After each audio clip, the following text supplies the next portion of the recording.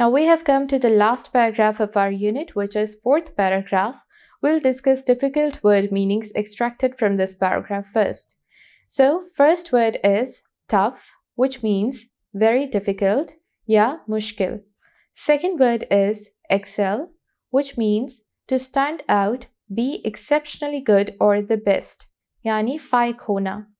Third word is motivation, which means act of inspiring, यानी हौसला अफजाई. Fourth word is give up, which means to stop trying or participating, यानी हिम्मत हारना. Fifth word is determined. Determined means devoting full strength and attention to, यानी साबित कदम. Let's move on to the explanation of our last paragraph. अब इस paragraph में writer कहता है I am glad that I have gotten the taste of what the real world has to offer. ये इस paragraph की फर्स्ट लाइन है.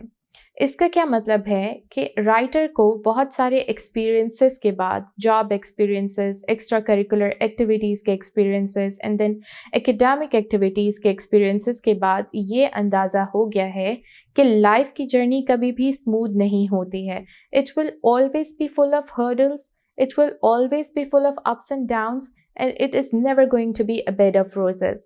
हमेशा लाइफ में कुछ दुश्वारियाँ आएंगी और उन दुश्वारियों को फेस करके आपका जो माइंडसेट है वो इस तरीके से शेप हो जाएगा कि फिर आप किसी भी चैलेंज से घबराओगे नहीं. सो इसी तरह राइटर जो है वो अपने आप को लेकर सेटिस्फाइड है कि जो भी एक्सपीरियंसेस उसने फेस किए उसके बाद उसकी डेवलपमेंट हुई है, उसके बाद उसकी पर्सनालिटी शेप हुई है. चाहे वो एक्सपीरियंसेस पब्लिक हाई स्कूल के हो या बोर्डिंग स्कूल के हो, उन एक्सपीरियंसेस से उसने लेसन लर्न किए हैं. अब वो कहता है कि बेशक ये एक्सपीरियंसेस टफ क्यों ना हो, लेकिन इन एक्सपीरियंसेस से उसने बहुत कुछ सीखा है और पूरी मेहनत और कोशिश के साथ वो इन एक्सपीरियंसेस में कामयाब हुआ है, सक्सेसफुल हुआ है और उसने एक्सेल किया है. मोरओवर ही सेज कि अब वो पूरी तरह प्रिपेयर है किस चीज़ के लिए, अपने कॉलेज लाइफ के एक्सपीरियंसेस को लेकर. अब वो इस चीज़ को देख रहा है कि कॉलेज लाइफ में जो भी उसे चैलेंजेस आएंगे वो किस तरीके से उसको शेप करेंगे, उनसे वो क्या सीखेगा.